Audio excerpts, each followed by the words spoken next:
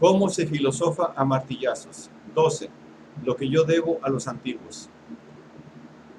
Para terminar, quiero decir algunas palabras sobre ese mundo al que yo he buscado accesos y al que he encontrado tal vez un acceso nuevo, el mundo antiguo. También aquí mi gusto, que es acaso lo contrario de un gusto transigente, está lejos de decir sí abiertamente. En un plan general, no le agrada decir sí, le agrada más bien decir no. De preferencia, no dice nada. Reza esto para culturas enteras, para los libros antiguos que cuentan en mi vida, y los más famosos no figuran entre ellos. Mi sentido del estilo, del epigrama como estilo, se despertó casi instantáneamente al contacto con Salustio.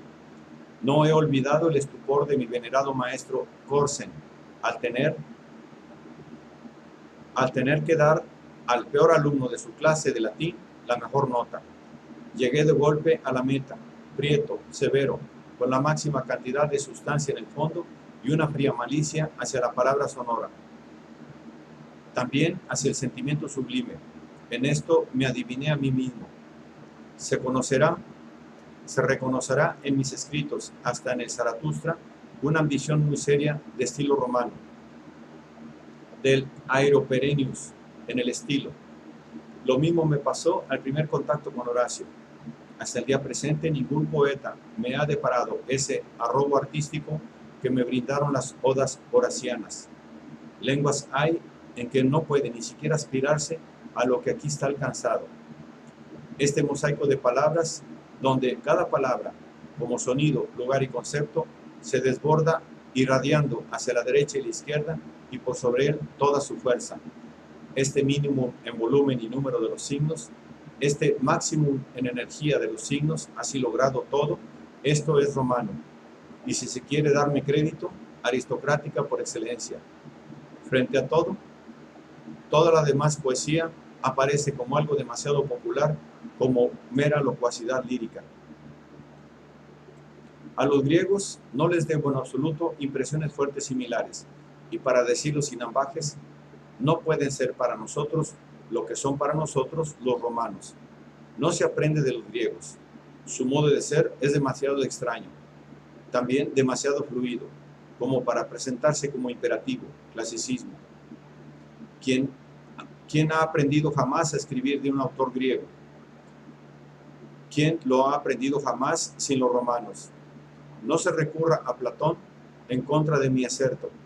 Considero a Platón con profundo escepticismo y nunca he sido capaz de compartir la admiración por el artista Platón, tan generalizada entre los eruditos. En última instancia, los más refinados jueces del gusto de la antigüedad misma están de mi parte en esta cuestión. Entiendo que Platón mezcla todas las formas del estilo. Así es así un primer decadente del estilo. Tiene sobre la conciencia algo parecido a lo que tienen los cínicos, que inventaron la sátura manipea, el diálogo platónico. Esta forma terriblemente vanidosa e infantil de la dialéctica solo puede encantar a quien nunca ha leído a buenos autores franceses como Fontenelle. Platón es aburrido. En último análisis, mi recelo hacia Platón tiene raíces profundas. Lo encuentro tan desviado de todos los instintos fundamentales de los helenos, tan moralizado, tan preexistente cristiano. Ya el concepto del bien es su concepto supremo, que ante todo el fenómeno Platón, me inclino por emplear el término duro, embuste superior, o si se prefiere, idealismo. Se ha pagado muy caro el que esta ateniense buscara inspiración en los egipcios o en los judíos residentes en Egipto. Dentro de la gran fatalidad del cristianismo, Platón es esa ambigüedad y seducción llamada ideal, que permitió a los espíritus nobles de la antigüedad entenderse mal a sí mismos y cruzar el puente que conducía a la cruz. Y cuánto Platón hay todavía en el concepto iglesia, en la estructura, el sistema y la práctica de la iglesia. Mi solaz y preferencia, mi remedio contra todo platonismo, ha sido en todo tiempo Tucídides. Este y acaso el príncipe de Maquiavelo me son particularmente afines por la determinación incondicional de no engañarse a sí mismos y ver la razón en la realidad. no en la razón, y menos en la moral. De la deplorable idealización de los griegos que el joven instruido en las humanidades clásicas se lleva a la vida, como fruto del adiestramiento a que se sometió en el colegio, nada cura tan radicalmente como Tucídides. Hay que saborearlo línea por línea y leer sus pensamientos secretos tan distintamente como sus palabras. Pocos pensadores hay tan pródigos en pensamientos secretos. En él halla su expresión cabal la cultura de los sofistas, vale decir, la cultura de los realistas. Ese movimiento inestimable en medio del embuste moralista e idealista que empezaban a difundir a la sazón las escuelas socráticas. La filosofía griega, como la decadencia del instinto griego, Tucídides, como la gran suma, la última revelación de esa facticidad recia, severa y dura que caracterizaba el instinto de los helenos en los primeros tiempos. En definitiva, es la valentía ante la realidad la que diferencia a hombres como Tucídides y Platón. Platón es un cobarde ante la realidad, por ende se refugia en el ideal. Tucídides es dueño de sí mismo, por lo mismo dueño también de las cosas. 3. Barruntar en los griegos almas sublimes, justos medios y otras perfecciones. Admirar en ellos acaso la serenidad de la grandeza, la mentalidad idealista y la sublime ingenuidad. Contra esta sublime ingenuidad, que en definitiva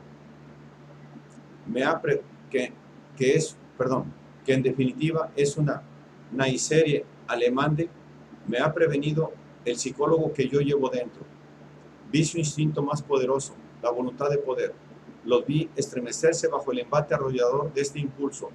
Vi todas sus instituciones surgir de medidas preventivas, con miras a ponerse en la convivencia a buen recaudo de la dinamita de que estaban cargados. La tremenda tensión interior se descargaba entonces en terrible y despiadada enemistad hacia afuera. Las ciudades se desplazaban unas con otras, para que en cada una de ellas los vecinos convivieran en paz. Era necesario ser fuerte, pues el peligro acechaba cerca, en todas partes. La magnífica agilidad física, el realismo intrépido y la inmoralidad audaz propios del heleno eran apremio, no naturaleza. Estos rasgos se desarrollaron, no se dieron desde un principio, y con las fiestas y las artes tampoco se perseguía otro propósito que el de sentirse arriba y mostrarse arriba. Se trataba de medios de glorificarse a sí mismos, eventualmente de atemorizar. Qué estupidez la de juzgar a los griegos al modo alemán por sus filósofos, de tomar acaso la estrechez y gazmoñería de las escuelas socráticas como revelación de la esencia helena. Si los filósofos son los decadentes del helenismo, el contramovimiento dirigido contra el antiguo gusto aristocrático, contra el instinto agonal, contra la polis, contra el valor de la raza, contra la autoridad de las tradiciones. Predicábanse las virtudes socráticas porque los griegos las habían perdido, irritables, temerosos, veleidosos, comediantes todos ellos. Les sobraban algunas razones para oír la prédica moral. La prédica ciertamente no sería para nada, pero son tan dados los decadentes a las palabras y actitudes altisonantes. 4. Yo he sido el primero en tomar en serio, para la comprensión del instinto heleno de los primeros tiempos, aún rico y hasta pletórico, ese fenómeno maravilloso que lleva el nombre de Dionisos, fenómeno que solo puede ser explicado por un excedente de fuerza. Quien ahonda en el estudio de los griegos, como ese conocedor más profundo de su cultura, Jacob Burckhardt de Basilea, se percata al momento de la significación de mi actitud. Insertó Burckhardt en su cultura de los griegos un capítulo dedicado expresamente a dicho fenómeno. Para conocer la antítesis del mismo, no hay más que considerar la pobreza casi hilarante de los instintos de que dan prueba los filólogos alemanes en cuanto se asoman a lo dionisíaco. Sobre todo el famoso Lobeck, que con el digno aplomo de un gusano secado entre libracos, se introdujo en este mundo de estados misteriosos, tratando de creer que así era científico, cuando en realidad era superficial y pueril en un grado que da asco. Lobeck ha dado a entender, en un máximo despliegue de erudición, que todas esas curiosidades en el fondo no significaban gran cosa. De hecho, los sacerdotes comunicarían a los participantes de tales orgías algunos datos nada fútiles. Por ejemplo, que el vino excitaba la voluptuosidad, que el hombre se alimentaba eventualmente de frutos, que las plantas florecían en la primavera y se marchitaban en otoño. En cuanto a la desconcertante riqueza en ritos, símbolos y mitos de origen orgiástico, que literalmente cubre el mundo antiguo, es para Lobeck motivo para aumentar un poquito su ingenio. Los griegos, escribe en Aglaophanes 1:672, cuando no tenían otra cosa que hacer, reían, correteaban y se lanzaban por ahí. O bien, ya que el hombre a veces también siente estas ganas, se sentaban y prorrumpían en llanto y lamento. Luego, otros se les acercaban y buscaban algún motivo que explicara tan rara conducta.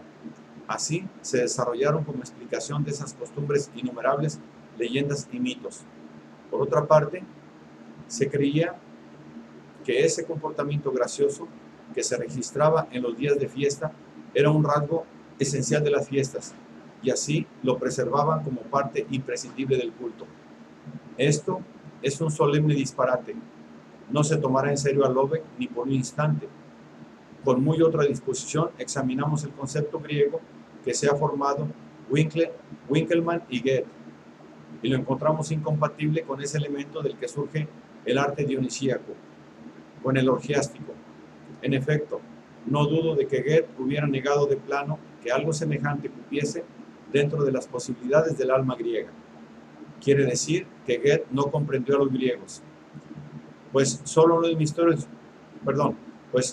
en los misterios dionisíacos, en la psicología del estado dionisíaco, se expresa el hecho fundamental del instinto heleno, su voluntad de vida. ¿Qué se garantizaba el heleno con estos misterios? La vida eterna, el eterno retorno a la vida, el futuro prometido y consagrado en el pasado, el triunfante sí a la vida más allá de la muerte y mutación, la vida verdadera como pervivencia total por la procreación, por los misterios de la sexualidad. De ahí que para los griegos el símbolo sexual fuera el símbolo venerable en sí, la profundidad propiamente dicha en toda la piedad antigua.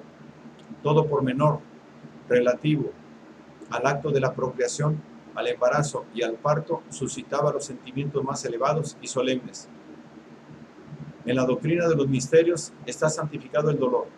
Los dolores de la parturienta santifican el dolor en sí. Todo nacer y crecer, todo lo que garantiza el futuro determina el dolor. Para que haya eterno goce de la creación, para que la voluntad de vida eternamente se afirme a sí misma, debe haber también eternamente por fuerza la agonía de la parturienta. Todo esto encierra la significación de la palabra Dionisos. Yo no conozco simbolismo más elevado que este simbolismo griego, el de las Dionisas. En él, el instinto más profundo de la vida, el del futuro de la vida, de la eternidad de la vida, está sentido religiosamente, y el camino mismo a la vida, la procreación, como el camino santo. Solo el cristianismo, con su resentimiento fundamental dirigido contra la vida, ha hecho de la sexualidad algo impuro, ha enlodado el principio, la premisa de nuestra vida. 5. La psicología del orgiástico, como de un sentimiento pletórico de vitalidad y fuerza dentro del cual aún el dolor obra como estimulante, me ha ofrecido la clave del concepto del sentimiento trágico, que tanto Aristóteles como, en particular, nuestros pesimistas han entendido mal. La tragedia, lejos de corroborar el pesimismo de los helenos en el sentido de Schopenhauer, ha de ser considerada como rotunda refutación y antítesis del mismo. El decir sí a la vida, aún en sus problemas más extraños y penosos, la voluntad de vida gozando con la propia inagotabilidad en el sacrificio de sus tipos más elevados. A esto es a lo que he llamado dionisíaco, lo que he adivinado como clave de la psicología del poeta trágico, no para librarse de terror y de la compasión, no para purgarse de un peligroso afecto por la descarga violenta del mismo, como creyó Aristóteles, sino para ser personalmente, más allá de terror y compasión, el goce eterno del devenir, ese goce que comprende aún el goce del destruir.